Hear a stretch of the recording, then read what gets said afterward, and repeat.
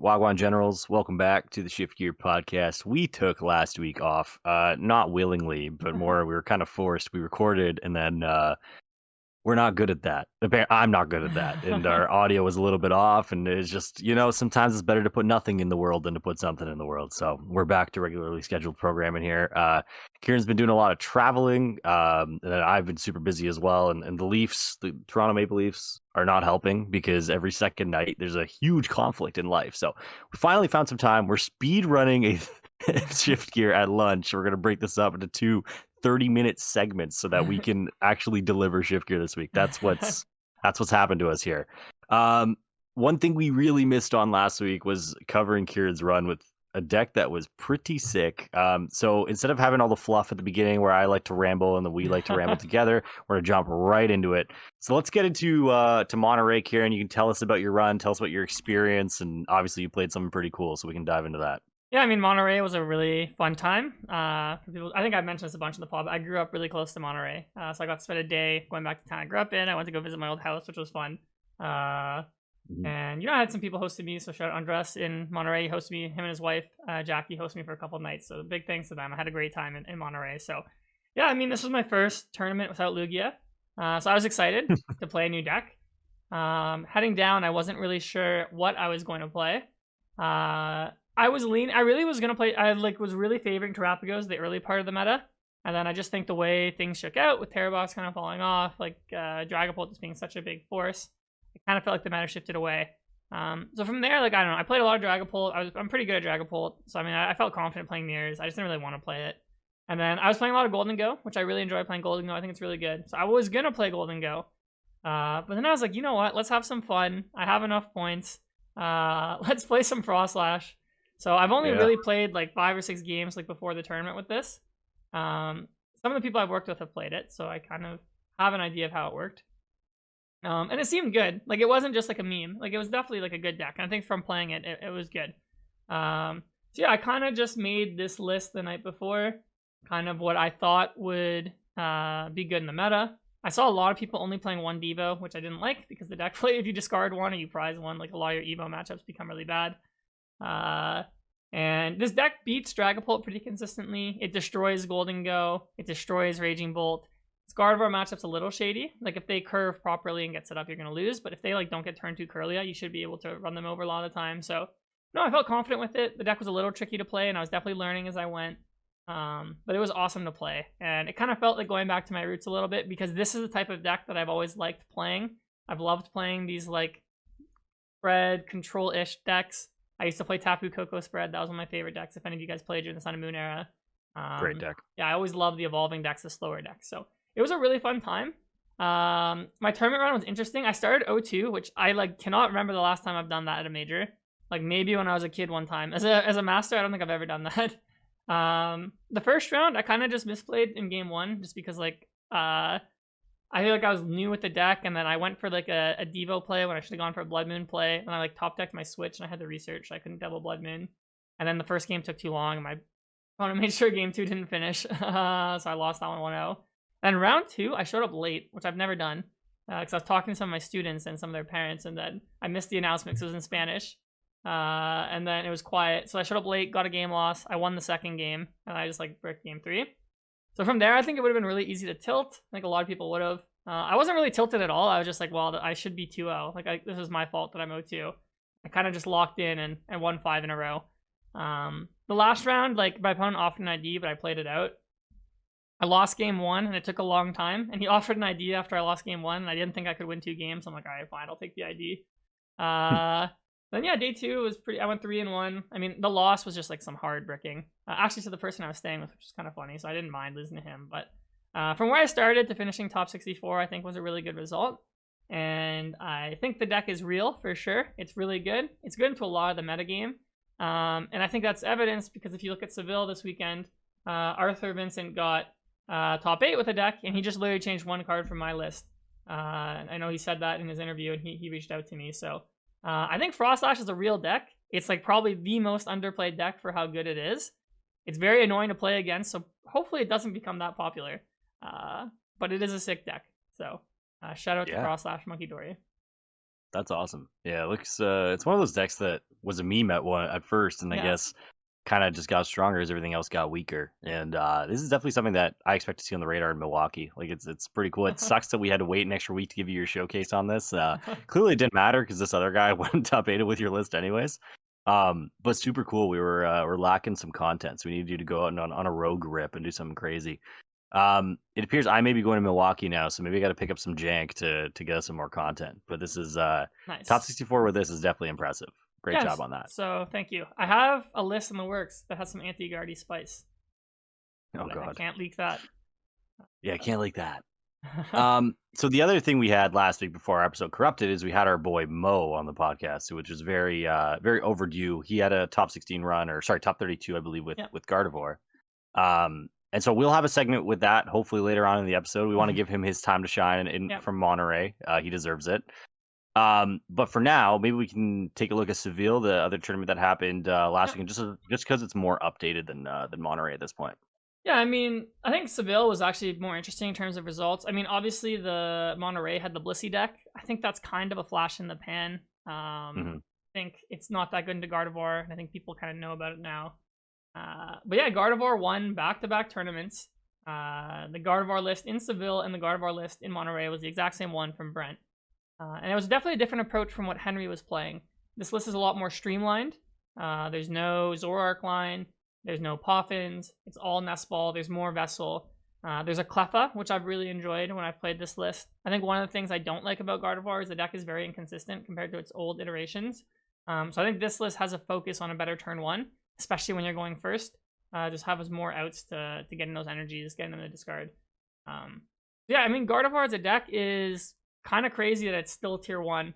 Like even after like losing Refinement, which is one of the best stage 1s we've ever seen for a stage 2 Pokemon. 100%. So, yeah. Yeah, I mean, I think just going forward, I think Gardevoir is just like it's here now. I think we can expect its meta share to keep climbing, probably into that like 10% range. And then probably to keep converting. I think good players are probably going to keep playing Gardevoir. It's one of the few decks that really does have a solid Dragapult matchup. Even if I think it's like not that crazy good.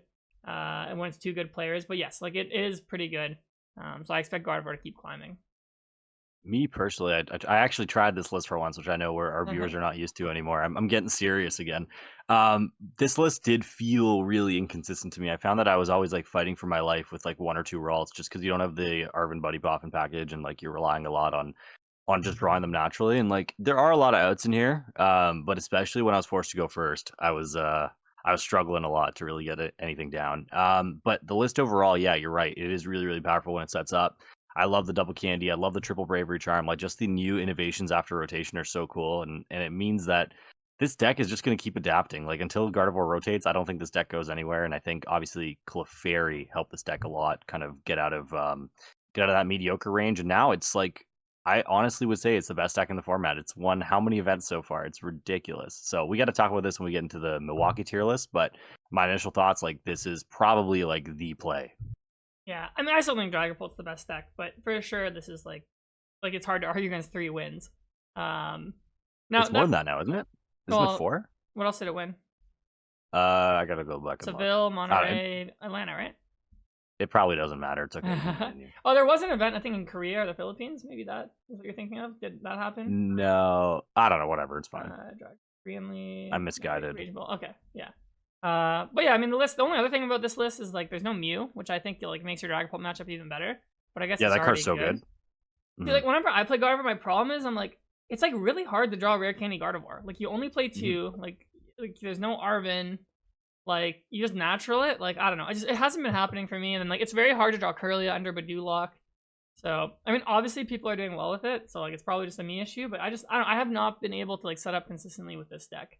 No, I felt the same thing. It's unique because you need both pieces at the same time, right? And like you're playing researches and chugging through, and if you're discarding one of those 2, you're getting yourself in trouble. Yeah. Other interesting stuff in this event, we had Zoroark breakthrough to top 4. This might be a response to Gardevoir doing super well. Right? The Flame Body Cannon from Darmanitan is pretty good into not just Gardevoir, just any of the setup decks, right? It's pretty good into Dragapult as well.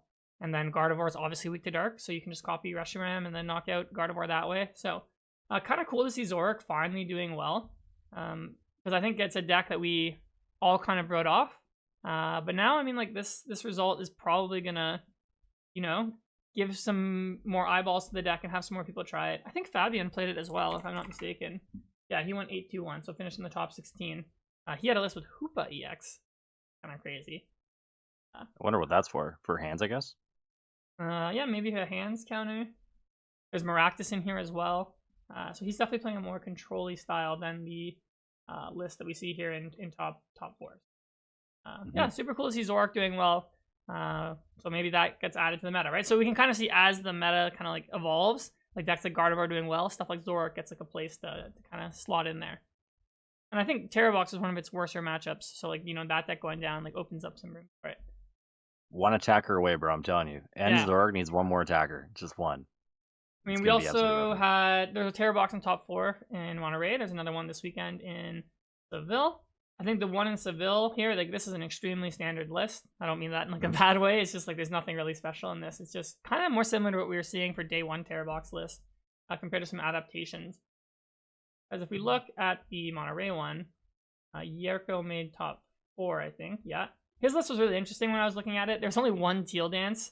There was Brock Scouting, there was Rescue Board, there was Super Rod, and then 4 Crispin. So really leaning into the fact that it's a Crispin deck.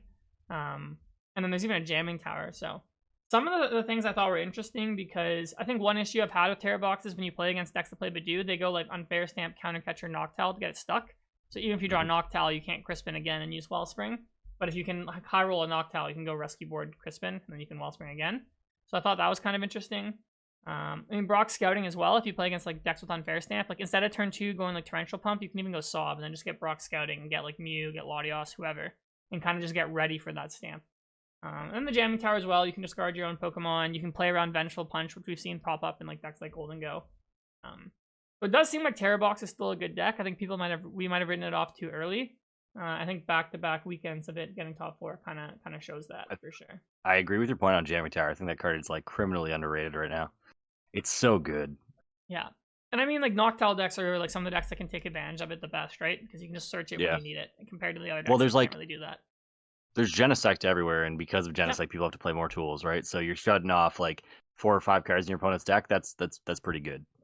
Yeah, I mean, we even saw decks like Golden Go now are playing Genesect. Like we saw G-Fan and Caleb Rogerson playing it in their Golden Go deck with Dragapult, which this deck has actually been picking up more steam. And I actually like the way these guys built it like a lot more than what I've seen from Dango Pult before. Like they're basically barely playing Pult. Like they don't play extra Psychics or Fires. There's no Crispin. There's one Dragapult. Because I don't really like the list that play Crispin. Because I mean, like you need Cypher Maniac and Golden Go to make it more consistent. Like you don't really need to attack with Dragapult that often. It's mainly a Golden Go deck. So I really like what they did here by playing the triple Cypher, and then basically just using Dracloak as like a draw engine. Like instead of playing like the Dunsparce, for example. So I really like this approach, and then like kind of like the Genesect there to 1 block Stamp, and then 2 to block Research Pro in the Mirror. Very, very cool approach there. And I guess kind of like the other deck that we need to talk about, Aneil, has kind of been surging, is we had a Joltik box in top 8 in Monterrey. We had Joltik box lose the ASIM, but it made top cut in Seville. So Joltik box is kind of like the hot new deck. It's had a really good conversion from day 1 to day 2 in Seville. It had very high numbers in Monterrey in terms of performance for how few people played it. Aneil, is this deck here to stay? Is this going to be like one of the top decks or most popular decks going forward? What do you think? Remember when we saw this for the first time? I don't know if you remember. We had a Shift Gear episode where we saw Joltik for the first time. We're like, yo, this could actually be like, this could be something. The format is slowed down enough that it allows something like this to be good. And I actually think that it has enough answers to most things. Like you look at this list right now on your screen and you see a lot of answers to different decks, right? Like I think it has enough answers to different things that this could stay. It's kind of hard to counter this because as soon as they take out the Joltik, you just never play down another 1-prizer. Yep. So you're playing a 7-prize game almost every game. And then you have the power of hands and the power of Pikachu. Like I think this is a really good deck. And I think it'll be up there in Milwaukee. Like we'll get to this when we get to the tier list. I think it'll be a pretty high meta share, and like the deck covers a lot of ground, covers a lot of corners. I think it's really, really good. Yeah, I mean, like Iron Hands is inherently a broken card. We just kind of lost some of the good ways to play it. I mean, like the 2 most popular, 2 best decks are Dragapult and Gardevoir, both very slow decks that use 1-prize Pokemon. So just having a deck that can take advantage of that is super strong in the Iron Hands here. So I expect this deck to keep going up in play. I think Miraidon used to be a very popular deck, so I think a lot of people used to play that. We'll probably pivot to this. The deck's also very simple and easy compared to like the other decks. It's obviously supposed to be good to pilot it well. So I think that's also an attractive feature for the deck. So yeah, I expect this deck to like climb and play a lot. I think it's gonna keep putting up results. I think on paper its matchups are fairly good. It only really struggles with like maybe some of the other aggressive decks like the Raging Bolt. And you cover 3 types. Yeah, you cover which is 3 really, types, really good. which is nice. You can still lose to Dragapult just because of Stamp is annoying, but there's 4 boss in there to try and make it, and 3 gear to try and make your odds as high as possible, just like chaining that and hitting that when you need it. So yeah, I think it's here to stay, bro. Yes, I think so. I know we're like kind of like going back a little bit, but I also want to talk about this deck, the Roaring Moon Didon's first deck. Another deck that kind of, bodies Gardevoir that maybe could see some more play. I think the Neutralization Zone is a really cool card as well. Kind of like taking advantage of how people are building their decks. We saw the tournament before this one was Atlanta, where Hedrick got second with no stadium in his Dragapult deck, right? So, you just plop this down, like it sticks the whole game. A lot of decks really only play 1 stadium, so if your opponent discards it, puts it down, you just go bam, Neutralization Zone, and you kind of just win on the spot. So, I mean, it loses some effectiveness as the tournament goes on because people will know you're playing it, but you could steal a lot of game 1s just by just putting this card down when your opponent doesn't expect it. So, yeah. I don't know about the rest of the deck, but the Neutralization Zone was definitely a cool card that I saw in this deck. I was pretty surprised that Neutralization Zone didn't come out the ground running, like when it came out. Like, it seems like such a good card. It's nice to see someone do something with it, and like you said, the surprise factor is basically 99% of the usage of the card. And I would even argue, like, forget throughout the tournament. I think as soon as you play it down in game 1, your deck immediately loses like 30% of its steam because your opponent knows it's coming. But I mean, you can always freak out a game 1 and then maybe go for a cheesy game 2 and game 3 win. Gives you 2 chances to win, right? So this deck, obviously, it's a little bit old school and kind of how it's built, but I like it. I think it's pretty cool, and I'm surprised it didn't pop up again, to be honest. I don't know if people played it at Seville. Let's actually check real quick. I guess it would just be called Roaring Moon. Alright, there's 10 people, so it was a 1% meta share deck. But the same amount of people were playing stuff like Serral Edge, Feraligatr, Mamoswine. So one person made day 2, so not a great conversion for this deck. But, it was like a poison Roaring Moon. It wasn't even... Is it classified as something different on? Roaring Moon to Dunsparce. Okay, actually, let me go back then. See if we can find Roaring. Only 2 people played it in Seville. That's crazy. Yeah, no one really picked it up. So interesting. So it seems kind of like a one-hit wonder. The other thing we can check in, is how many people played Blissey in Seville. Only 6. One person made day 2. So it's interesting that these 2 decks were kind of like the surprises. One even got second in Monterrey, and like it didn't really seem to have much effect. Now, that being said, Seville was a week after, so maybe people didn't have time to practice or pick them up. Maybe heading into Milwaukee or some of the events later, we'll see more people playing it. But yeah, these are cool decks, fun decks, some innovative decks that do have good matchups into some of the top decks. Like Blissey, for example, destroys Dragapult. So yeah, I'm kind of surprised they didn't get picked up a bit more.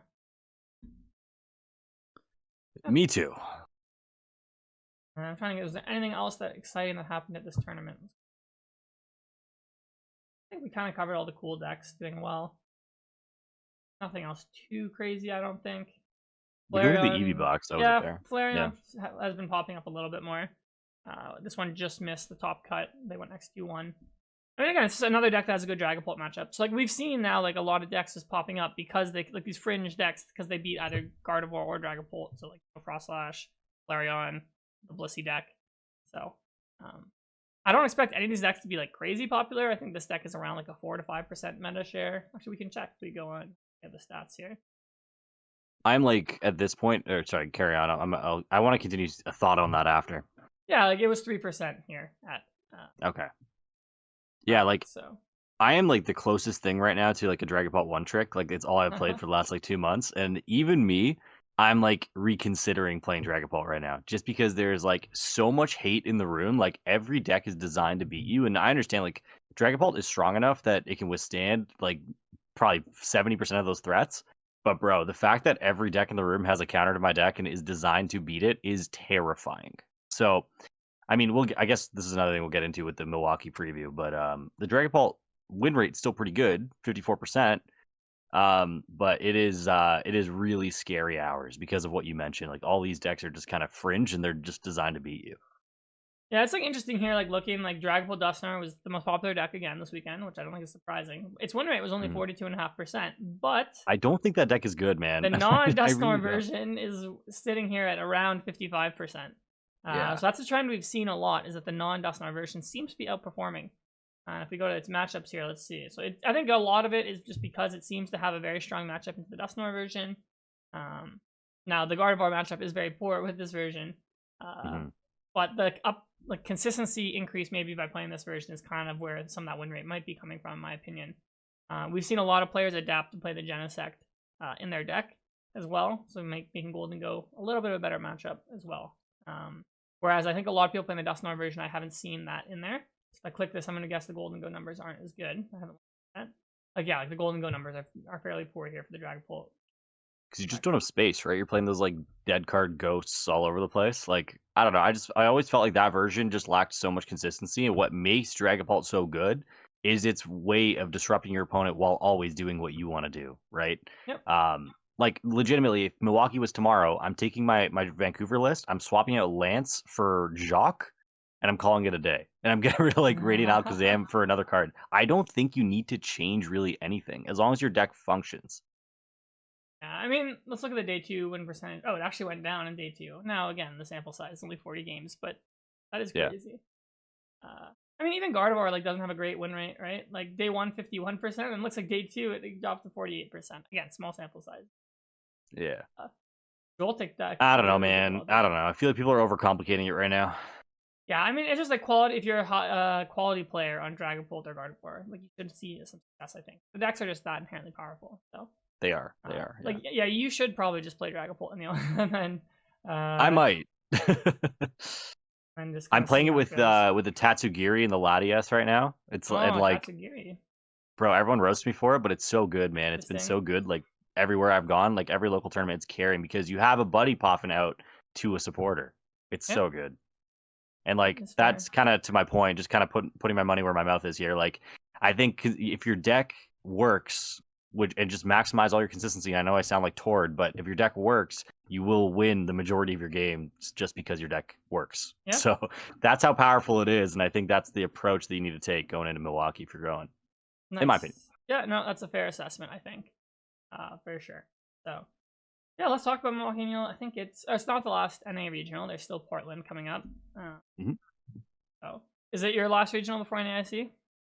Yeah, I wasn't even going to go. I found a cheapish flight that allowed me to. So I wasn't planning on even getting this far. But yeah, it definitely will be my last regional. I think for most people it will be.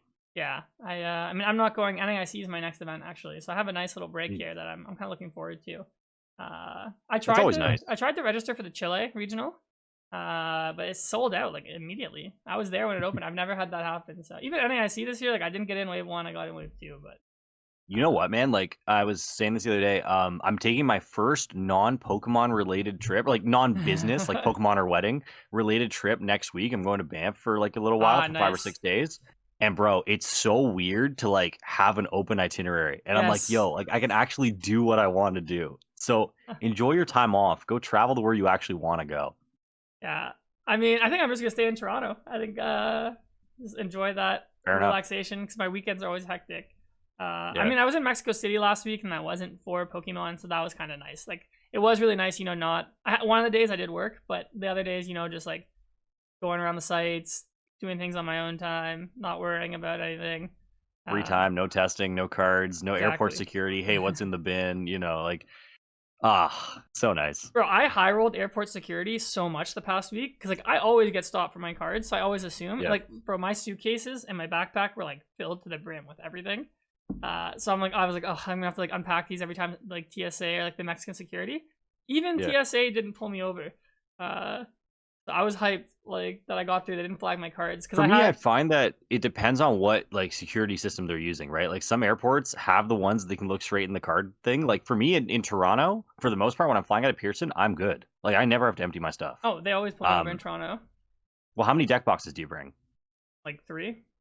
Okay, I bring like 1. I bring my 60 cards, and that's it. And I guess they can kind of like see 1, and they're like, all right, whatever. But rarely ever do I have to empty my bag in Toronto. But then there's certain places like in Chicago where every single time I go there, they're like, yeah, all right, deck boxes, and I get flagged. So like I think it depends on what system and what machinery they have. That's fair. But I mean, like in Mexico and in the airports I flew in the States, they didn't have the high tech ones, and like it was still okay. Maybe they just allowed you, bro. They don't care what you do. Bro, I was low-key a little worried they were going to take this away from me because I guess it's like not official merch. My Solomandre. Some sort of like cultural appropriation charge. No, bro. It's Charmander with a sombrero and a Yeah. cerveza. There was like this girl at Monterrey, and she was just like selling these out of her car. She had like Kirby with like it said Monterrey on the sombrero, so this was like It's a good business idea. yeah, like a fun little souvenir. Bro, she was making bank, I think. They were around. I'm trying to remember how much they were. I think they were around $15 each, maybe Okay. more. I can't remember exactly Canadian dollars. And she was just selling them like hotcakes. So. Bro, I'm gonna stand outside Toronto Regionals next year and sell like Badoofs with Canadian hats on them or something to get some all these flannel guys on their it. souvenirs. Yeah, Canadian tuxedo Badoof. Bro, did they sell that at Build-A-Bear? I remember that one week we were looking at Build-A-Bear's website for the Pokemon. Do they have Build-A-Bear flannel like Bidoof? I don't think they do. I have it literally right here. I have my Build-A-Bear goggles that I bought for my Whooper. I put it on a carrot instead. Nice. The Whooper's sick though, like the one with the tube and stuff. Yeah, I know exactly what you're This talking thing? about. The one we were looking at, yeah. Yeah, it's pretty sick. Bro, they had you would have liked it in Monterrey. So one of the 7-Elevens across from the venue, like it was Pokemon decorated, and like they had like Whooper inside on the decorations. Yo. Bro, they That's had crazy, they had a bro. deal. It was 2 slices of 7-Eleven pizza, 2 slices of Journey Together, and 2 promos. I think it was around $15. But What? I knew you would have been all over it if you were there. Oh, buddy, I would have bought like 15 of them Yeah. just for fun, just to see what happens. You get pizza and packs? It sounds like a deal. And you get like the promo was Halucha, like flying entry Halucha. Okay. Because I guess Halucha is based on the Lucha Libre fighters, so I guess it's top of Mexico. I actually went to a Lucha Libre show. It was kind of fun. That's pretty cool, actually. I was exploring Halucha's heritage. Yeah, anything Whooper, I'm all in that. It's such an easy money grab. I am actually the owner of one of the world's most extensive Whooper card collections. I have every Whooper card ever printed. Yeah, so that is sick.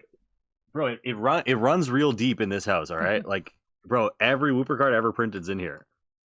It's wild. That is sick. So it's some of them are really hard to find. Like one of them was like a 7-Eleven promo from like Japan that was given out in like 2001. I remember you were talking about that, yeah. Or wasn't there a Burger King one too? There was a Burger King one. I've spent more on this than I'd like to admit, but to be able to say I have the most extensive Whooper collection possible, pretty sick. That is pretty sick. Pretty sick. All right, I think we're gonna take a break here. Yeah. Let's look at our first 30 minutes, and then Aneil and I are gonna reconvene later today to film the next part, just because we want to make sure you guys get quality content. We're not gonna try and rush through an episode. Man, we are so down bad. We got to start like blocking out times in our calendars for this. I think Aneil and I are like two of like the busiest people I've ever seen. Like, yeah, it's we always have so much trouble finding a time to record. And I think that's what makes this so jokes, because by the time we get here, we're like just like panicking, and it makes it funnier because we just don't have time to do this. We need to just get a better schedule and just sit down and be like, but the problem is we work opposite schedules, right? I work 9 to 5, you work kind of all over the place. Yeah, so it's a disaster class. But anyways, we will reconvene in 3 hours. All right, we'll be back. Bye. Welcome back, fellas. I'm in a much worse mood than I was when we were recording this video, because now it is after the Toronto Maple Leafs game, and in very typical Toronto Maple Leafs fashion, we lost again. So the boys are gonna have to carry right now. Yo, let me not lie, but like an hour ago I was crashing out, bro. I was like completely crashing out. And I recorded this voice note, and I want you guys to listen to it at least for a little bit, and then that'll kind of give you an idea of where I'm at. Hey, this can't even wait until I get home. You might have to play this on shift here. I'm crashing out, dog. What is wrong with my franchise, man? I start yelling at one point. How have the Toronto Maple Leafs gone from being 3-0 in the series, and this is a very regular occurrence for anybody who follows the National Hockey League. You know this. I'm trying so hard not to make Kieran edit in the bleep button. How are we doing this, man? Dude, the craziest stat I've ever heard. This stat is really insane. The Leafs have not closed out a series in 5 games or less since 1963. Do you know what's happened since 1963? No. The rest is just me crashing out, so I'll say it. I mean, Aneil, yeah, sorry, go ahead. I mean, I think it's expected for the Leafs to do this, bro. Like, they don't have that dog in them. Like, I always say, whenever I see the Leafs, man, like, I just expect stuff like this to happen. I address people like you later on in the voice note in the other minute 20, where I say every single year I'm so loyal to my team that I take heck from people like you who say, what about them Leafs? But I know y'all don't watch hockey, so it's different, bro. It's just like, I agree we don't have that dog in us, but like this franchise is eternally cursed, guys. Like eternally cursed. I even at the end of that voice note when I was crashing out, making a left on the Don Valley Parkway, made a Pokemon reference.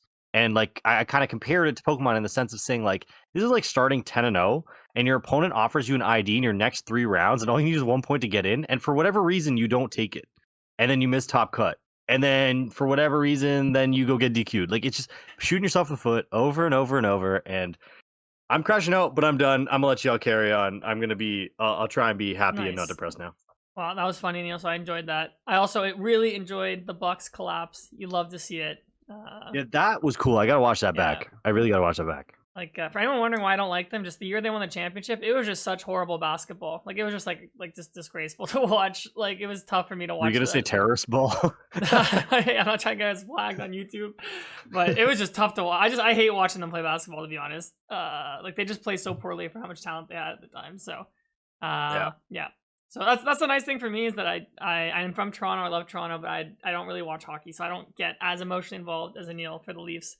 That's how I get for the Raptors, but the Raptors have not been good for like the past few years. So I'm sure that'll be me. It's nice that they don't play with your heart. Like in the regular season, it's just like we don't care. We're not here to ball, right? Yep. It's not like you were sneaking in play-ins or anything like that, right? So I mean, like, bro, I was at the square watching the game, and like the amount of people like tweaking out about the Leafs, like. This is game 5, right? Any other team, you're like, all right, we're good. We got 2 more games to secure. And I still think 100% we're going to secure and go on to the next round. They should. But people were crashing out, bro. Like, we're acting like we lost the series because nobody has faith in us to get this done. Well, because now you have to play on the roads. You're unfavored. If you lose that one, then all the pressure is on you, even though you're at home, right? So it's like... Yeah.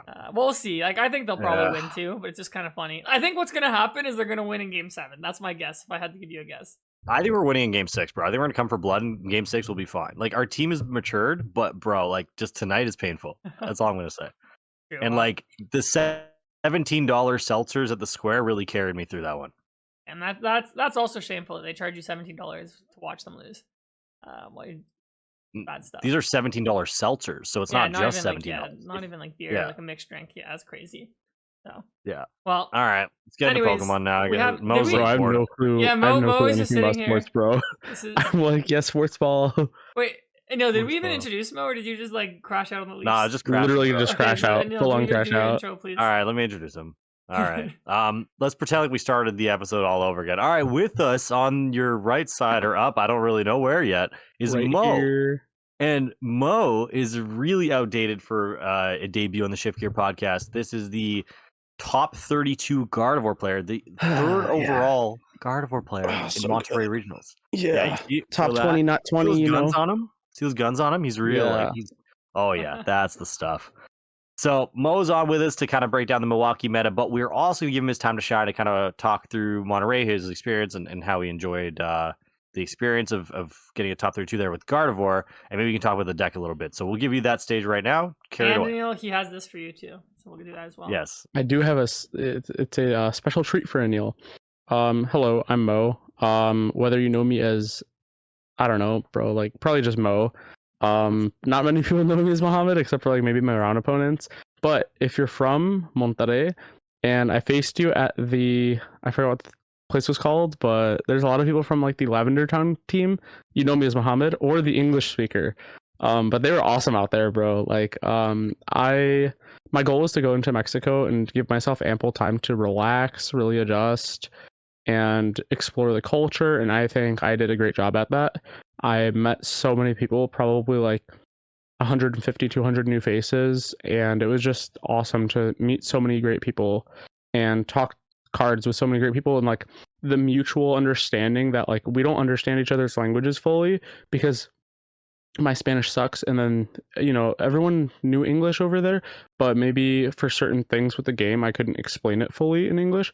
But it was awesome to come together with other people of different cultures, different backgrounds, different languages, and like to come together and play cards was awesome. I went 5-0 at a locals over there, and after that it was like 11 o'clock at night, and the local guys, 3 of them were like, yo, let's go out for tacos right now. And I was like, yo, I can't say no. It was awesome to just really indulge myself with and like surround myself with the local players, and that's what I think I did a good job at. And I traded for a lot of cards, dude. So the list on the screen is going to be the list that I played to the event. It's 1 card from Henry Chow's list, and so it's minus one of the Morty's convictions for a +1 Jock.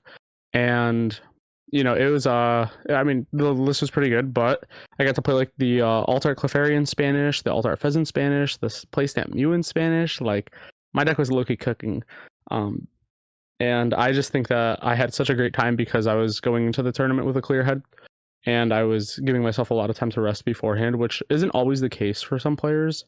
You know, sometimes they're like busier than I was, and they only have a day or two before the event. But it was overall super awesome experience. It's not my best finish that I've had, but it's my first day 2 since Fresno, which was in the 2023 season for Yokohama Worlds. So it was so nice to get another day 2, and especially cash finish, where it's more than I've earned in a singular season beforehand, because like I have 2 top 16s and 132 before this, and I mean, this is a grand compared to $500 or $250. Yeah, they've definitely upped it a lot since those days. I remember there was one year, like, I had a really good year in 2023, and I did the math if they had like the buffed prizes, and I think I would have made like an extra 20,000 Canadian. I was like, damn. Yeah, that's a car. That's a whole whip. Yeah, That's That a is whip a I could have car. driven into a pole in anger after this game. Yo. yeah, that's hype that you touched grass, Mo, as we like to say on this podcast. I think It that's was really one of the good. best parts about Pokemon, right? Traveling, Certainly. getting to meet new people, and like, yeah, I had a similar experience in Monterrey. And that's hype that you got to use the Spanish cards. I got to use some as well. I had Emuleta to something. I forget what it was called in Spanish. I had Damien. That's Arvin. I had Enigma. Yep. That's Iono. I don't know. And I had 2. I forget what the Devos were called, but I had 2 Devos. So that was hype. Because like the Mexican players were just telling me like, oh, like, we don't like the play packs here. No one cares about the cards because like they're not worth much because they're in Spanish. So they just like blessed me with them as many as I wanted. So it's kind of hype. So I was gonna say that I was surprised that the supporters didn't sound more Spanish, but then I was thinking like, what the hell is an Iono in English? Like, I guess it's an ion. Like, they don't really have yeah, English bases. Even like Arvin, I don't think I've ever met an Arvin No. in my life. Yeah, bro. So I don't know, man. Yeah, I guess it makes Damian sense. is like definitely not a Spanish or a Hispanic sounding name. So Yeah, Davian, bro, what's that? There's an accent somewhere. Yeah. Like, so it's definitely more you know, Latin derived than Arvin. I don't know, bro. Arvin reminds me of like Arthur, which is like, I don't know, bro. Yeah, let's just sidetrack from that. Yeah. There's some great foreign supporter cards, like Archie's Ace in the Hole in German is a classic. I don't even know that one. Oh, you don't. You gotta look it up in a separate tab. It's not PG for the. Oh, word. Out loud. Check that. Yeah. What else is there? I just remember Skyla's Geraldine because I played it against a guy from Worlds who had German cards once. So, yeah, it's really fun to play the foreign language cards. So. Yeah, I know Kramer, and it's like Urgel in German. Or Snorlax is or Relaxo. I really like Snorlax's name, Relaxo. Relaxo, that's pretty cool. So. Oh, this is foul. Yeah. This Archie's thing is foul, bro. It is. Don't get demonetized. Don't say it out loud. No, I won't. I mean, I've said this word on the podcast a bunch of times. Nothing ever happens. But the funniest part to me is that the word is like capitalized in the name. Like, it's like part of his name. That's what makes this funny to me. Yeah. And then there's a random like I'm in the name, like I am. Yeah. So it looks like he's saying I am that. Yeah. Anyways, that's a crazy name. But let's get into previewing Milwaukee here. Actually, before we do that, can we have you open? Sure. I want to open this, Mo. So you Mo, can't have me open because I physically don't have it. Mo graciously, he gave us both a gift. So this was my gift, Aneil, actually. My camera's not focusing on it very well, but I'm sure you can kind of tell what it is. Yes, this is the Shift Gear Cling Clang. PSA 10, Japanese. PSA 10. And Mo, what population did you say this was? I believe there's 2 in the world, maybe 3. What? Yes. Yeah. How do you get these things? Bro, I don't know, bro. I was on like the deep web one day at like 2 a.m. and I was just like, let me see if it's there. And I saw it on eBay. I messaged the guy and I was like, hey, I will give you real money for this card. And then they were like, you know what? Sure, because the card's been in my account for like 40 years or whatever. So I was like, hey, I got you. Hey, we'll take that. That's pretty sick, Kieran. You got a sick gift. Oh yeah. Yeah. Okay. Well, Aneil, you got one too. And Aneil and I live like very far apart from each other, so I don't see him that often. So I don't know when the next time I can give him this. So I was actually going to ask you tomorrow. What are you saying? Because I got to be at the field next to your house, and I'm coming straight from work, so I need a place to just chill for a bit. Oh well, you can come chill while I do my work if you want. Yeah, I might see you tomorrow. All right. Well, I mean, I still want you to open this now because you can see Mo's reaction. Okay, all right, All crack right. I still have. I can see the back of it. I don't know what it is yet. So Neil, you're gonna watch with me. it. Oh, you got one too. We have with the population being 2 of them. Let's go. Or I think it's 2 of them. Now, I believe Shift Gear podcast has the only 2 in existence Bro, that of is PSA 10 Japanese Kling Clangs is from hype. Shift Gear. that is Ooh, yeah. beyond goated. Thank you so much. That's Definitely. freaking sick. Actually, It's a good memento. fun fact. And I know you have a lot of slabs, but that's my very first slab ever. Really? Yeah. That's wild. I've Hey, never- that's a good first one. I've never graded anything. Yo, we are so back. Yo, blessings, Mo. That's sick, bro. Thank you so much. So I'm gonna show off a slab I have right next to my bed. This is a PSA 9, but I randomly have like a jumbo relic slab. Oh, that's dope. This is the card What the that. Yeah, it's like relic. It's like a relic promo from the Pokemon Center, but yeah, it's like a big slab. Dope. And then the only other slab that I really hold like much importance to is I threw it in a top loader bag, but it's a PSA Oh. 10 Chinese Relic and Logan the Executor, my favorite Pokemon. That's right there. There we go. Little Relic. But yeah, I don't really collect too many slabs, but yeah, I got the Relic as a gift, and then I bought the Jumbo Relic for myself. Bro, I don't know Sweet. why, but I thought slabs would be like heavier or thicker. They're like so small, like so light. Yeah, they're pretty tiny. Yeah, I worry about them breaking all the time. But pretty cool. So now I'm another cool card in my collection. I just Like I've talked about it on the pod threw before. VMAX in but- myself. New I have a bunch of VMAX? stuff. Ooh. Is that from I your have Worlds I have deck? a PSA 10 Mew VMAX that I just graded myself because I had a lot of finishes of that deck. But I have a lot of like cool slabs Oh, you that have just show up on my Latias. Oh, desk. you even have like top loaders for the slabs. So like I like to grade my cards. It's one of my favorite things to do, and like it just gives me value to my cards, and I find that I enjoy them a lot. So I keep them above my desk, and every so often, if like I shake my desk or something, slabs will just come flying off the Oh, shelf into my no. play. So it's like a way of keeping me humble too. So I survived the slab onload. It's kind of scary sometimes, guys. I Bro, won't lie. I'm so bad. I literally have like my top 8 Ultra Ball and top 8 Nest Ball from LAIC and top loader just like on the top of my shelf, just like stacked chilling. on top of each other, chilling. There's nowhere to put stuff like I know that. that's what you I'm know? saying, Like, right? Like I need those are cards I get it. want to get PSA'd eventually. I just know it costs a bunch of money. Yeah. And I want them to put my name on it because I see they do that for some of the players. I don't know how to do that. If any of you guys know how you get your name with the PSA card, I want that. So if anyone knows, please let me know. The other thing we have to do, sorry, I don't mean to distract more. We'll get into this in a sec. We have to insure our stuff. Did you insure your stuff yet? No, but I'm supposed to. My mom is always on me because I keep all my stuff at my parents' house. She's like, "Hey, like, tell me, like, you got a catalog to Bro. get the insurance." So We need to insure our stuff like badly. yeah, I'm gonna get on this here. Like this is getting out of hand. bro, I So, hate doing anyway. admin stuff, bro. Like, oh my god, when I do my expenses for the year, like, there's one time I had like a 7-hour layover because like I got screwed over my flights. Like I sat down and like grinded it all out. I was like, I don't want to do this again. Bro needs a secretary. Yo, if you want to be Kieran's secretary, let us know down below. Yeah. Give us a good Yeah. am I in the wrong and send your application to Kieran. He'll probably pay you like 10 cents on the dollar for your work. No, I I have, believe in paying people fairly, Aneil. Oh yeah. I mean, don't really but- have too many cards that are expensive. Randomly I have like the Jolteon in English, and then I have like the Evolution SRs in Japanese, but I have like a lot of books that are expensive, funny enough. Oh, nice. So like some just random versions of books that are like, $500 each or something. Like, yeah, it's a funny thing that you find a book that's pretty cheap, whether it's a marketplace or like at a half price books. But yeah, that's another like little hobby. Nice. But that, yeah, random things that you just don't expect to be like expensive, you find, and you're like, well, it's someone's niche. Like old cartridges and stuff. Yeah. Yeah, definitely. So it's always nice. Speaking of old cartridges, we can talk about how Gardevoir is old, but it still does well. Yeah, I Let's got do some that garbage transition. to do real quick. Yeah. So okay, we've like kind of rambled. Let's jump into Bro, our this is like an all-time ramble here, our but yeah, let's our go. tier list here, Neil. I mean, we Yeah. had to pad the episode with some extra Oh, yeah. length. I don't think our listeners are Mhm. ever upset when the shift gear is longer, right? Yo, Exactly. y'all gotta let us know if you enjoy me crashing out, because I do that every time the Leafs play. I can have content for days, bro. All right, and It's you'll just just a put a Patreon timestamp when we start this so people can skip to it. Yeah, if we end any time before next week, yeah, I got you. All right, well, let's start tier listing stuff, guys. So, okay, let's start with Dragapult.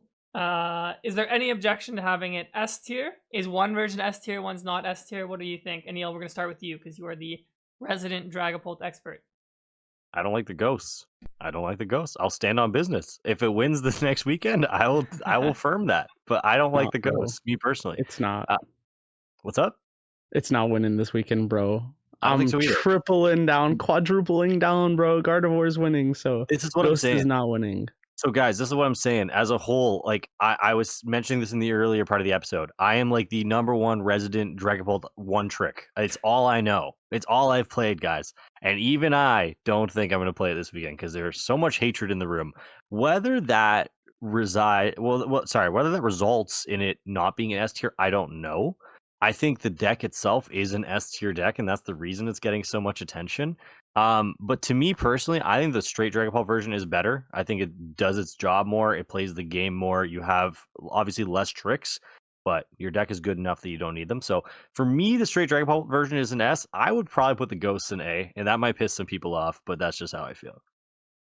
I think that like the players that play Dragapult that do well with it, that play Dragapult Dusknoir, it's the players really using their their skill as an advantage. So like Andrew Hedrick, right? Like one of the big points for why I played Gardevoir into Monterrey was like, okay, I could play Raging Bolt, I could play something else, because I can't beat Andrew Hedrick. But Andrew Hedrick is not at Monterrey, so I don't have to worry about versing him. And maybe I can't play Gardevoir like Henry Chow. Henry Chow's also not at Monterrey, so I don't have to worry about versing him, playing the mirror. So like I do think that with certain decks you can't have the confirmation bias that the best player in the room is going to bring it, because maybe that's the best deck for them. Given Dragapult Dusknoir, insanely good deck. Straight Dragapult, insanely good deck. Like I think both are really, really good. I do find myself leaning towards the Dragapult without Dusknoir. That's the deck I like more.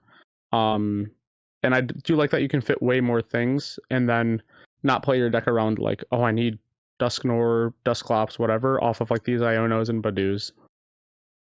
Yeah, I mean, I think the Dragapult, like the Dusknoir version, has a higher ceiling for sure, in the sense that like you can do more broken stuff. But like it's less consistent because you're playing like 5 cards, sometimes 6, that aren't other cards. So like yeah, the normal one just has more space. And the data just seems to suggest that the normal version or the no ghost version is just doing better, right? But I think it's fair to separate them like this. Now we've seen, I think Seville Dragapult hit around 20% meta share. So, Aneil, what do you think the split will be for Dragapult with Dusknoir and Dragapult without Dusknoir this weekend? I think a lot of people are getting scared off of Dragapult. I think it might be a little bit lower than 20% is kind of where I'm settling at. I think the Dusknoir version seems to always trend higher. But I would even lean towards more of a 50-50 here. I would maybe say like a 9 and a 9 or something like that, or a 10 and a 10. I think it's going to be that split. I just don't see a whole lot of reason to play Dusknoir in the Dragapult build right now. Well, I mean, it makes your Gardevoir matchup a lot better, which is like winning all the tournaments. For sure. So that is definitely a reason to play Dusknoir. But yeah, I don't know if I agree with it being like equal. I think Dusknoir will still probably be a little bit more, but we did see last format too. I remember like the Fernandez brother version like kind of crept up in play like as each subsequent tournament went on. So that might be, I mean, like now we have the data, like Limitless Labs has the data, and it's basically telling us like, hey, like the non-Dusknoir is doing better. So people like pay attention to that, which I think they do, because I think a lot of people are paying attention to that tool. I think we could for sure see it rise, like you said. So. I just think it evens out because as much as there is Guardy, your Dusknoir version is just worse in a mirror, period, right? So like those two matchups kind of balance each other out. That's kind of where I'm at with that. And I'm like, all right, if this is balancing out anyways, I'd rather play the deck that gives me more flexibility and more space to do other things. So I don't know. That's kind of how I look at it. You guys are free to disagree with that, but that's just kind of my point of view. No, that's fair. Okay, let's move on to, I mean, the deck that's kind of been winning a lot is Gardevoir. Mo, I'll let you take the reins. Bro, does it join S? It joins Dragapult and S, you think? I think, okay, if we're looking at like the best players in the room, I know I said this, that's like why Dragapult Dusknoir is going to be an A tier, but I do think that Gardevoir should be an S tier because the better players and the top players that are going to bring it, like they're really going to abuse that every single card in the 60 cards is like so necessary and so powerful. And then when you put like, not even Henry, right? not even Isaiah, because both of those people are supercomputers. But when you put a player like, even though he's not even like leagues behind them, Michael Davidson, right? Still a top player, still very good at the game. But you put it in his hands, Josh Frank, like these people who they're not winning events with it, but they're still consistently doing well. It's because the deck is just so broken, and they get to abuse Monkey Dory, which is arguably one of the best cards in the format right now, or of all time. So like I would put that in S tier, hands down, and I would probably put it at like 7 or 8% though, because I don't think many people are gonna bring it, but the players that do, that are in the upper echelon, are gonna make their way to asymmetrical, top cut, or even like 32.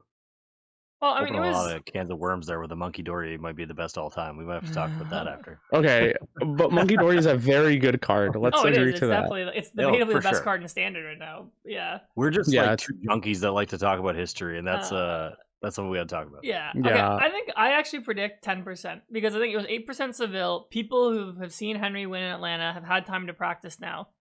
I'm gonna say 10%. Honestly, I think. Yeah, I would love to see more Gardevoir. I just don't know if I mean, even if more people bring it, it might be more people towards like the mid to lower tables. But like the Bro's best calling you guys players that are scrubs. bringing it are always no, they're not scrubs. No, It's just they Bro's might make you're more prone to making misplays with the deck. It is definitely a punishing deck if you make No, misplays with I it. agree. Like the deck is very difficult, right? Like there's a reason why like Henry always wins with it, and then like its win rate overall is a little bit lower, right? It is Yeah, very exactly. difficult deck. So Low key, I disagree a bit now. I disagree a little bit. I think the deck is as easy as it's ever been. And I think Nah, that's bro. why it might open up a little bit. And you might see more people playing this deck. Like, I'm picking this deck up, and like, I'm not, by no means am I saying this is an easy deck to play. I think there are it's at least upper 70% of like the hardest decks to play. So there's only like 30% of decks that are just as hard. But I think in all the Gardevoir versions that have existed, this is probably the simplest one. Because your deck is very research heavy. You're just rare candy Gardevoir, and you're no longer have to worry about refinements, yeah, especially there's if you're less playing the decisions. Brent version. Yeah. Sorry? There's less decisions for sure. Yeah. I don't think there's been a version that's been as easy as this. And again, it's not saying it's easy, but I think it's going to open the palette a little bit for more people to be like, okay, like Mo said, I don't need to be a supercomputer to play this deck. I'm going to try it anyways. So I think I agree with you guys that it's going to be higher, but I don't know if it's like super... I don't know if there's like this super crazy brain deck anymore. Yeah, there's not like a higher entry level to the deck. Yeah. I guess that's true though. Like, you know, the less decisions you have to make is that just means there's less minor decisions that could punish you later in the game. Which is the but entire game, right? That's what separates the good from the yeah, great. exactly. That's, you know, you want to optimize every minor decision, so then that way you don't have to make these big ones or these gamble plays. But I definitely agree with that, and I do think that the version with Cleffa and no Zoroark will see more play because it's already won 2 events. Plus, it seems a lot easier than playing like Zoroark with more minor decisions with trade and like, you know, what to get off your Buddy Puff in turn 1, stuff like that. I definitely think that version with Zoroark is harder. Yeah, I mean, Yeah. I like the Clef a lot for what I've been playing. Yeah. Smooths out the setup a lot. So cool. All right, moving on. We have Raging Bolt. Where do you guys put this one? I think B tier is just fair for it. I think. That's fine. Yeah. I don't have Like- much to say about this thing, to be honest. It's always just kind of been there. I liked the list from Monterrey. It had some cool additions that I liked, so I'm gonna go over it real quick. Like Victor played he played E-Switch in the deck with the Baby Bolt, which I actually like, because one problem I have with Baby Bolt is like you can't ever set it up for more than 60 in one turn with Sada or Crispin. By playing E-Switch, you can get to 90. And then we have seen a lot of Dragapult decks, like if you play the No Dusknoir, you don't play Rare Candy, right? So like you can just sit there and snipe the Cloaks with the energies off the board. So I haven't really played much of it, but I thought that was an interesting innovation to kind of like respond to like how we've seen decks being built. So. Yeah. Is that Glass Trumpet normal? No. It's Glass also like Trumpet's also attack. It's also like an interesting card, yeah. That is cool. That Yeah. makes a lot of sense. Like, I don't know why this wasn't incorporated sooner, kind of sense levels here. I really like the Baby Raging Bolt, man. That thing is super cool. And like the fact they made a Baby Raging Bolt that uses the same attack cost, it just destroys Dragapult. It's incredible game design by our overlords, Pokemon Company International. Yeah, it's Yeah. definitely a very fair card. So yeah, I think Raging Bolt, like, it has the same problems as always, where it's like super linear. Like it's Yeah. And it's very exploitable. Like it's just like if you go down the prize map, you're just gonna lose. So I don't know. I think it'll We still also be now popular. have a even more linear deck in the format too that we'll get to in a sec. That So might eat into its maybe meta share, yeah. yeah, that's what I'm thinking. Might eat it a little bit. Maybe Raging Bolt goes down to 8% or something then. That sounds fine to me. Yeah, I think the Baby Raging Bolt is the new like focus of the deck now. Even though it's like such a huge thing. So like, are we just gonna get to the point where people play 2 of it? Because like, bro, if you prize it versus Dragapult or Guardy, you hate it, bro. And I feel like Victor was definitely playing around the Baby Raging Bolt with the energy switch, and it plays such a huge role. So I think we'll see people adapt to playing that version, and there's not really much else you can do with the list because it's a pretty tight list, and then you just need to make sure that your deck also functions. So it's a pretty like interesting deck to see like the more I want to hit things hard players play. Yeah. Oh. Okay, let's talk about the other aggro deck that you kind of alluded to, is the Joltik box. This deck has kind of popped up out of nowhere. It was like dominating Japan City Leagues. Tyler Matthews got top 8 in Monterrey. It made ASIM cut in Seville. And I think this deck is just going to keep climbing because 1, I think it's legitimately good. And then 2, I think it's very easy to play. And then like 3, it's like Miraidon. And a lot of people used to play Miraidon. So, Mo, where do you kind of see the Joltik box going in terms of meta share? And do you think the deck is for real, or is it kind of like a flash in the pan? Okay, so I think that the deck is probably also going to hit that 8%. It's a deck where everybody has the cards for it. Everybody is always interested to play their old deck if it's good again. And like you said, it is very good. The fact that you have to stare down Joltik, it doesn't affect your prize trade at all. So if you knock it out, then that's a problem for you. Or if you just let your opponent set up in your face and you Badoo them, then they just Iron Hands your Badoo, do stuff like that, and like then they rush you down with their Pikachus after you deal with their Iron Hands. And if you don't deal with Iron Hands, all right, they take another 2 prizes. Like the deck does seem very good, and if Tyler's gonna bring it, then like that's Tyler's goal is to win an event, so it's definitely a deck where you can try to win the event. So it seems good enough to do that. Yeah, I guess my only like thing is like if you're a really strong player, like I don't know how much extra you can get out of Joltik box. Like probably something because like Tyler got top 8 with it, right? It's just like super linear whenever I play it. Like, but it's just like super good because I mean like Iron Hands is just super good in this format. We see like a ton of decks just being slow with Badoo, right? You punish that. Pikachu is like a fantastic attacker, especially like if decks don't play tech. So I think this deck is probably A tier, honestly, because I think it is on paper good into the 2 best decks that we put in S tier. Yeah, you took the words right out of my mouth with your first point there with like, if you're a good player, I'm not sure how much you're really getting out of this. Like that is, I think, the frustrating part about this deck. Like this is something that I've been trying a little bit on the side as well. And like, it is really, really cool, but the games you lose, you're like, bruh, like there's nothing you can really do, right? So I think there is definitely a lower skill ceiling with this thing, but it doesn't go to say that it's not strong. And you've seen a lot of times before, like you give really good players simple decks, and sometimes they just play it so masterfully that it doesn't even matter. Like you don't make any misplays, and you can still go pretty far with this. So I like what Mo said too about the prize trade. Like that is also really effective. It's in my opinion, it's also a reason why we saw like Azul's group last pre-rotation play a lot of Miraidon, and then they put Raging Bolt too. Caleb Gedimer won Louisville with Raging Bolt, even though that deck was thought to be like a super beginner friendly deck. And then we also saw them be like very attracted to Miraidon constant tournaments in a row. And then it's like, okay, but if you give a good player an easier deck, it just means that they're going to have an easier tournament and they can go further and then not be as fatigued or something like that. So there's no problem with that deck. It's just very linear, like you said. Yeah. Kieran, can I make a quick request? Can we do Goldengo and Zorak? I gotta hop off in a second. I got some thoughts on those. All right, give me your thoughts on Goldengo, Neil. We had them split off by 3. Yeah, it's in a weird spot. I just want to deliver my thoughts on this one just because of how much Genesect is popping up and how that really affects Goldengo. I do remember I did play Goldengo to UIC, and I found every single time that I didn't have my pink card, the game was A lot harder than it needed to be. So I do think the pop-up of Genesect is terrifying for this deck, but I think other than that, it's actually in a pretty decent spot. You play Goldengo with like a jamming tower or something, you're in a pretty decent meta spot, and I do think it's one of those decks that might pop up and take people by surprise. I just wanted to kind of open the floor to discussions about Genesect, and we all know how detrimental it can be to this deck. And what do you guys think? You think there's gonna be a lot of Genesect? I mean, I think the two decks that play it are straight Pult and then like Pengo, like the Dragapult Dengo. Yeah.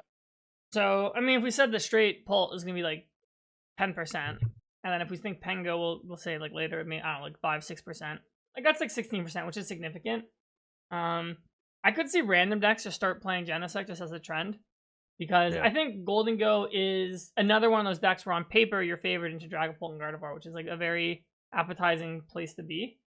But yeah, the Genesect is super annoying, because like normally what you do against Dragapult is you knock out the Badoo, and then like they finally do go Dragapult, you're like, all right, Arven or like Cypher for Esearch Pro because I have all my energies left and get them. I do think definitely if Dragapult's playing Genesect, it definitely flips the matchup a lot. You have to like do weird stuff where you knock out a Badoo for like 3 or 4 energies, so you can like bank them in the discard sometimes. Yeah. To kind of get around that. So I think Goldengo is maybe slightly less good than it was the past 2 weeks. I still think it's a really good deck. Like I think I mentioned earlier, if I didn't play Frostlash to Monterrey, I was gonna play Goldengo. Because the deck is just inherently super strong, and you can just play like Vengeful Punch just for the Joltik box, and if Terra box keeps getting more popular. So, I still think it's really good. I personally myself favor just the straight Goldengo version because I think it's the most consistent and the fastest. Me too. But I do know the Dragapult version's been picking up more steam, just as like a preferred draw partner instead of the Dunsparce. So, but I think Goldengo just in general as a deck is very good still. I think they're okay. So I also agree that the deck is very good. I do think that like if you play an old list, you might lose to Genesect, but I do think if you just play like 2 Vessel, that's also a huge difference too. And then doing the plays where you like bank energies in the discard by knocking out with Make It Rain for extra energies on a Badoo or something else, then you do have the extra energies for later. So then let's just say you have 3 or 4 in the discard pile, you still have another Vessel, you have your 2 Vessels or something, then like you still have access to about 6 energies, which is generally what you need if you naturally draw 1 or 2. So I think you could build your list around Genesect to respect it as much as possible, but it's not something to, switch decks off of Goldengo just because. I think it's fine to play it if you just play like 2 Vessel or something. I think it changes a little bit because like the Goldengo 101 used to be always discard 3. That was like the sweet number. So even if you're killing a Badoo, you're always supposed to discard 3. Just because it gets you in like that mid stage range where like if your opponent evolves to like, I don't know, like a Dracloak with a I don't know, or anything in between 100 and 150 is what I'm trying to say, not 90. Yeah. You have enough, and you never really needed to reach between 150 and 200 because there's very few Pokemon in that range. So I think now instead of discarding 3, I think now you're discarding 5 if you can. 4 or 5 is kind of where you want to be at. That's so hard to do though for your first knockout. Oh, horribly hard. But like you overkill until that point is kind of the idea with this. Because instead of like you never used to have to really be scared of Genesect. You always had access to your paint card. Now, times have changed. And you can see which matchup it is too. Like if your opponent's gonna play a deck where they can either get Genesect and Brick, or get their board set up, like you can kind of tell if you're like a little more seasoned. Yeah. All right. So what do we think? I still think it's A tier. I think it's very good still. I think A tier as well. I agree with A. I just think that the more popular one might be, I don't know what's going to be more popular, but I think it's probably going to be a total of like 12% maybe if you take all versions together, maybe. Or that might be a little too high, but like 4% each version doesn't sound too far-fetched. Me personally, I don't think the Dunsparce is serious. Like that's like probably like I think it's still fine. Probably like maybe 5%, and like 2%. For Pengo? I think Pengo will be more than that. Or are you saying Dunsparce will be 2? Dunsparce is 2, and then like Straight and Pengo are like 5 or 6% each. I don't know if that's like far-fetched or too high. I think Goldengo's been around 12% every tournament. So yeah, let's do it like that. Yeah. Okay. And Aneil, you said Enzork is the other deck you wanted to give some thoughts on. Yeah, it's the other deck with thoughts that I have and that I will check out. I think this deck is criminally underrated. is what I want to say about this deck. You beat the best 2 decks in the format, and I don't even mean to be like spreading like some crazy propaganda or none of that. But I do think this deck is crazy underrated. The difficulties with this deck obviously are you setting up yourself and you maintaining that board state and them not disrupting, killing your Reshiram, your Darmanitans, you don't have backups, etc., etc. But if you are able to continue and have a consistent Enzork list, I would not be surprised to see this go very far because you're taking good matchups and do a lot of things. What are you scared of? Yeah, you're scared of Bolt a little bit, of course. You're also kind of scared of Joltik. Those are kind of terrifying matchups. Okay. But I think if you can dodge those and you're a good Enzork player, and from picking up this deck, I learned this deck is a way higher skill ceiling than I initially thought. Definitely way harder to play than I think it looks like on the surface. So you give a good player this deck, and they're tested and they're ready for the format. I do think this deck can go really, really far. So that's like my criminal underrated pick for the weekend. I think it's Enzork for me. All right, I'll put it A tier then, Neil. How many people are playing this?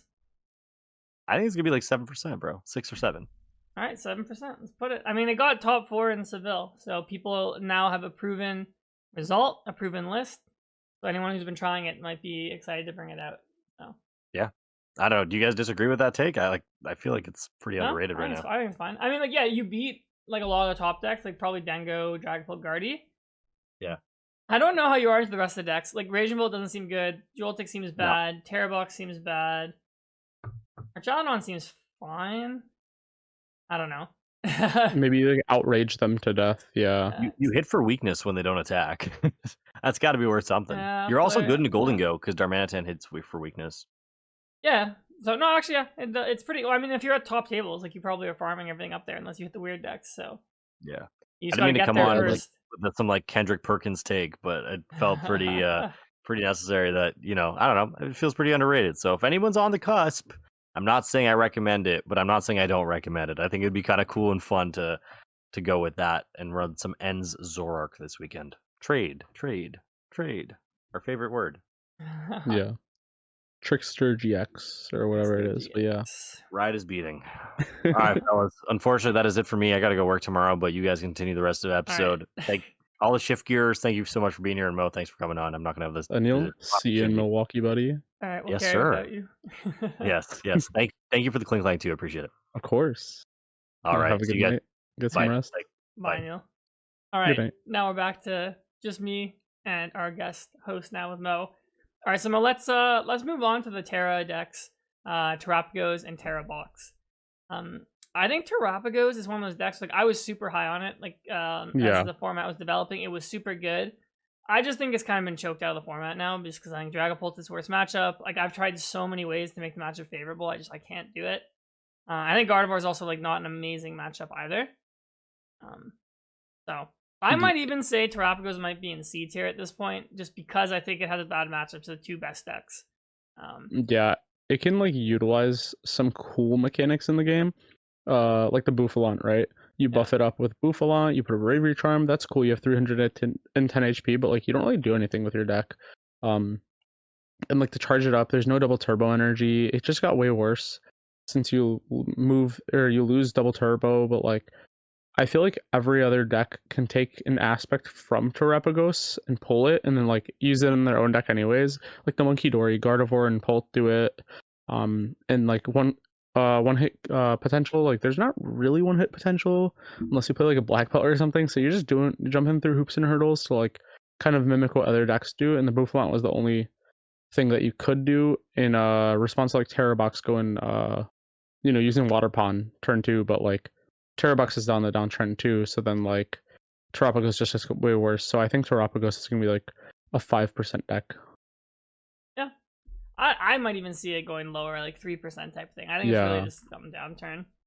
I just feel bad for saying like such a low percent because I'm like, there's gonna be like 2,000 people there. I'm like, okay, what are the odds that like a couple of people bring Terrapagos? But yeah, I don't see the deck like 3% is still well. 60 people bringing Terrapagos, right? So like. Yeah. That's a lot. Okay. Terrabox is like the opposite. I think Terrabox is back on the rise. So I think it flopped super hard Atlanta. And in the past couple of weeks, we've seen it be doing well. Back-to-back top 4s at Monterrey and Seville. And I think it won the Philippine leagues as well. Shout out Juancho. I don't know if you saw that, but I saw he said he made He won. I think his wife made top 8, and then his kid. I don't know what his kid finished, but I Got think also top 4. top 4. So all 3 of them Yeah. are playing at Worlds. Like that is like so cool. Yeah. Like a Poke family is It's going to Worlds. it's pretty awesome. And he played the 1-1, the giraffe lane, which I I saw think that. is like Yeah. pretty cool. I guess it's just better for Bolt, and I don't really know what else it would be there for. Like it's not for either of the 2 main decks. It doesn't really do anything to Bolt, doesn't really do anything to Guardy. It's probably for the Joltik box too, really, that like they can't have a response to anything. Unless they attack with the Galvantula, which you could just respond to pretty quickly. Yeah, that is pretty interesting. So I think Terrabox is definitely in a better spot now. I'm still not convinced that its Dragapult or Guardy matchup is favored. I think they're both very close, which is fine enough if you have 50-50s into them. Yeah.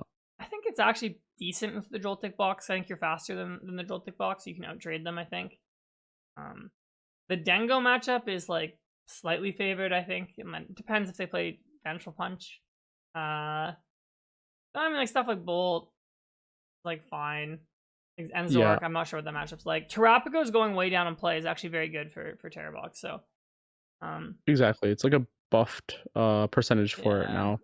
And I think it it's like a might- high B, to be honest. Yeah, I think high B is fair place. I think it'll I probably think- be around like 8% if I had to guess. Exactly. It's Yeah. one of the decks where like you're not surprised to see it do well, but you don't think it's a deck where many people are like, "Oh, I'm locking this in. I'm gonna go crazy." Yeah.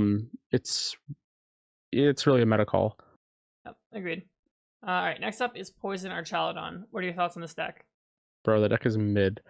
Zaya got top 16 with it at Atlanta, and like, oh, this deck sucks. Like, if you're playing the deck, you get some success with it, and then you still say it sucks. It's like the deck is just not that good, dude. Like, if you don't get the donk off, then like, yeah, your deck is just like, you can hit 220 with the poison buff and do whatever, but like, I don't know, bro. I'm putting that deck as like C tier, and I think that, like it could pop off, but it's not a deck that many people are gonna like really, really bring. It's kind of like the deck you give like your Pokédad. All right, so I'm gonna give it like 5%. Yeah, if that. I don't know. like- You might be underrating a little bit. I think like just the inherent like strength of being able to donk is like really good. Oh yeah. But I mean, maybe But, I think this deck like maybe just needs a bit of innovation is what it needs. Instead of just like the builds we've all been seeing. I definitely could see that where like it needs some more attention, but it's something where I wouldn't touch it with a 10-foot pole, and like I just think there's always a better deck to play. It is a cool deck, but it's kind of like a Grand Ladder deck. It's not really a deck that like I would walk into a regional. Yeah. I don't know why Hobbies Nation is on this tier list. I'll put that in D tier. Bro, yeah, that just goes in D tier, bro. That goes at 1%. All right, Flareon. What are your thoughts on Flareon? Bro, I have some mean things to say. Mean things on Flareon. I just think the deck is like so, you're just trying to be too flashy with it, right? Like it's just a Terra box deck, but you're just trying to like tell yourself that it's okay because you can hit for weakness on Goldengo, but then again your deck is like a pile half the time. I'm definitely hating on it a lot, but like every time I watch someone play it, it's just the deck is so lackluster where you can hit this ideal turn where you go like Crispin or Glass Trumpet to the EV, promote it to the active, evolve it to Flareon, knock something out turn 1. But then, like, that's essentially getting the donk, right? I think you have a higher possibility of getting the donk with Archaludon than you do to, like, have that wombo combo with Flareon. And so I kind of rate the deck low. But if I play it, I know what they're capable of doing, but, the Angelite, everyone knows it's happening. Like, there's a possibility, but I just put it in, like, high C. I think for that it's B reason. tier. I think because it's good against Dragapult and it's good against Goldengo, right? Which are two of the decks we think are the best and most popular. I mean, Angelite's just like a really good attack. Yeah, it's an insane attack, but like, I rate the deck so low, dude, because it's. I think it's B. I mean, sure, low B, Sure, B minus. Low B. I'll put 4%. B minus. It's like a 79%, and they round up. Sure. All right, Roaring Moon. Do you have thoughts? I have not played any games with the Roaring Moon list for Monterrey. I like almost have it built because I think it's a cool deck. I think it's like probably C tier, but it's definitely a deck where it's there's a lot of things that incentivize people to play it. It's a single prize deck. You draw 1 million cards, and versus decks like Goldengo where they don't disrupt your hand too much, or maybe like Joltik Box, even Terra Box, basically everything that's not Gold Dingo or a Dragapult, they don't really disrupt your hand too much. So you do accumulate a massive hand. And so I do think it could find itself in the running versus certain decks. It has a Pikachu answer in the Roaring Moon EX, so you could just knock it out right away with what's it called? The Frenzy Gouging. Mhm. So you have your answers to all these hurdles that some decks might throw at you. But then again, I think the deck might lack a little bit in the consistency, even though you draw a million cards. Because I don't know how well you're beating something like Dragapult. Gardevoir is probably an okay matchup though, if you can, accumulate big big discard pile with your ancient cards, and then knock out the Dragapult and go 1-for-1 on the single prize attackers. So I feel like it's an okay deck. It's just how many people are going to bring it, causing it to not really pop off. That's why it's kind of in that ranking. I don't think any of like the very, very skilled players are going to bring it, but I do think some good players might find a liking to it and then play it. Yeah, I think it's more of a deck like people who just like the old version of Roaring Moon, or like they might have fun with it, like might just play it. Like almost no one played at Seville, but I'll say since there's like 2 weeks between Milwaukee and Monterrey, we'll give it 1%. Yeah, they're like 1 or 2%. I think like when I don't see Rafal playing it, that's when you know it's not like a super, super popular deck. Yeah, for sure. All right, last deck I have on the list is Frostlash. Yeah, that's all you, big dog. I think it's really good. I think your bad matchups on paper are Gardevoir and Joltik box. They're not like unwinnable by any means. Like Joltik box is like you have Bloodman still on stamp. But a lot of the rest of the formats are really good. Like Dragapult's a really good matchup. Golden Go, it's like almost impossible to lose. Terra Box is good. Raging Bolt is like almost impossible to lose. And Zorak is actually not very good because they have Ents Castle and they can do Darmanitan. We did put it 7%, so I low-key want to put Frostlash in A tier. Honestly, I'm just putting A tier. It's my deck. I'm putting A tier. Okay. It's hype. You get the buff for it. It's going to be 1%, I think. I don't think people are going to play this that much. But I love Frostlash. I think it's criminally underrated.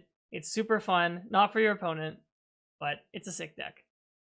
Yeah, it's really like playing like the old like deck and cover decks, or like the shock locks. It's kind of one of those. I'm kind of playing solitaire. You just have to adjust the dice on your board, and then eventually I'm gonna be able to like swoop you. And I think it's a lot more interactive than those decks. Like there is a lot more strategy, and like you can at least counterplay a little bit as the opponent. If you play Monkey Dory in your deck, you can. Oh yeah, mess Monkey Dory is very good for that too. So yeah, I think Monkey Dory. I think is like the equivalent of playing like a Keldeo Floatstone, and you play double Keldeo or something, right? Like you're able to play around some things, but your opponent really has to respond to it. Like it's like playing versus a not like a control deck, but like kind of like a Stally deck or like a really alternate win con deck, even though it still takes all 6 prizes. But it's like playing versus an alternate win con deck, but you do have the decks in your deck for it, so you just have to play accordingly. Yeah. Agreed. I don't know if that makes sense or if it's just like a really weird comparison. I get what you're saying. For sure. So, all right, that's our tier list. I don't know. Go yell at us in the comments about what we got wrong, what we overrated, what we underrated. I always enjoy seeing that. Give us your thoughts if you're going to Milwaukee, what you're going to play. I unfortunately will not be there. Aneil will be. So if you want to go shout the Shift Gear pod, go say hi to Aneil. And Mo will be there as well. I will be there if you want to say hi. Yes. Even though, I don't know, bro. Many people probably don't know how I look in person or something. I don't know. Well, if they watch this episode, Mel, they know what you look like. True. I will probably. I'm like very short too, so like maybe people will see me. Maybe they won't. But I used to wear like the bright orange beanie back in the day, and that's when people would see me. But that was like years ago, dude. But I mean, I feel like the tier list is in a really good spot. I think that like. Someone might yell at us if like Hop Zacian gets like top 8. They're gonna be like, I told you, but like, bro, that's not happening. That X is a it's just like a cup deck, like a League Cup or Challenge deck. Yes. So cool. All right, we'll end it there then, Mo. It's pretty late. I'll give you the floor to shout out whenever you want to shout out, and then we'll wrap it up from there. All right. I don't know where they went, but shout out. Oh, I have them right here. Okay, shout out to you guys' sponsor, Endgames. Let's go. Sick. Let me get that. And then shout out to, I use the FCBCs. I use the Periwinkles. They're the Easter sleeves, and I use them on Easter weekend, so that's why I got that buff. Otherwise, I would have gotten 256 and been a demon there. Shout out to friend of the podcast, Nerd Rage Gaming. That's my team. I'm sponsored by them, and we do a lot of great things for the community. We love Shift Gear.